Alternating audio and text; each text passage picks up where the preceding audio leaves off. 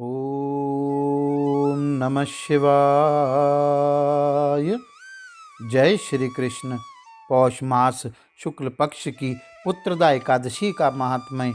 युधिष्ठिर बोले, श्री कृष्ण, आपने शुभकारिणी सफला एकादशी का वर्णन किया।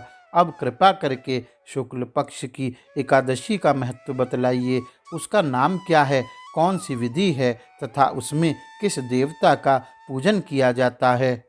भगवान श्री कृष्ण ने कहा, राजन, पौष के शुक्ल पक्ष की जो एकादशी है उसे बतलाता हूँ, सुनो। संसार के हित की इच्छा से मैं इसका वर्णन करता हूँ।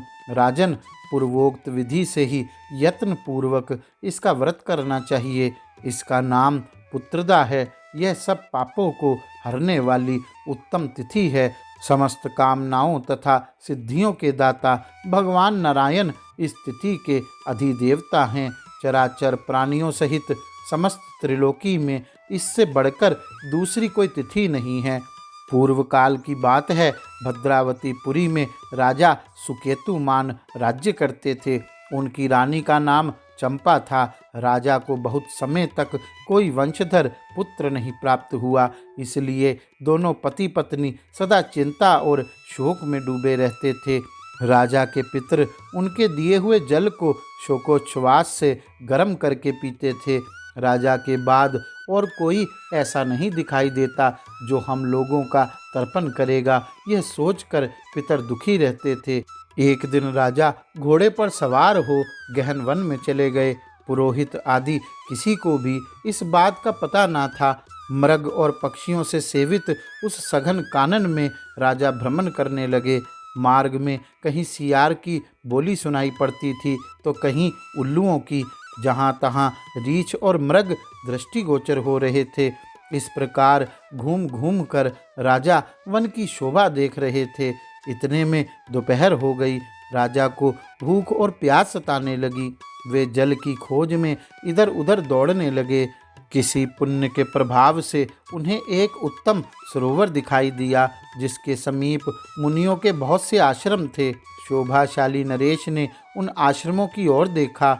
उस समय शुभ की सूचना देने वाले शकुन होने लगे। राजा का दाहिना नेत्र और दाहिना हाथ फड़कने लगा, जो उत्तम फल की सूचना दे रहा था। सरोवर के तट पर बहुत से मुनि वेद पाठ कर रहे थे।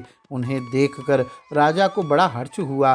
वे घोड़े से उतरकर मुनियों के सामने खड़े हो गए और पृथक पृथक उन सब की वंदना करने लगे। वे मुनि उत्तम व्रत का पालन करने वाले थे। जब राजा ने हाथ जोड़कर बारंबार दंडवत किया, तब मुनि बोले, राजन, हम लोग तुम पर प्रसन्न हैं। राजा बोले, आप लोग कौन हैं, आपके नाम क्या हैं तथा आप लोग किस लिए यहाँ एकत्रित हुए हैं, यह सब सच सच बताइए। मुनि बोले, राजन, हम लोग विश्वदेव हैं, यहाँ स्नान करने के लिए आए हैं। माघ निकट आया है। आज से 5वें दिन माघ का स्नान आरंभ हो जाएगा।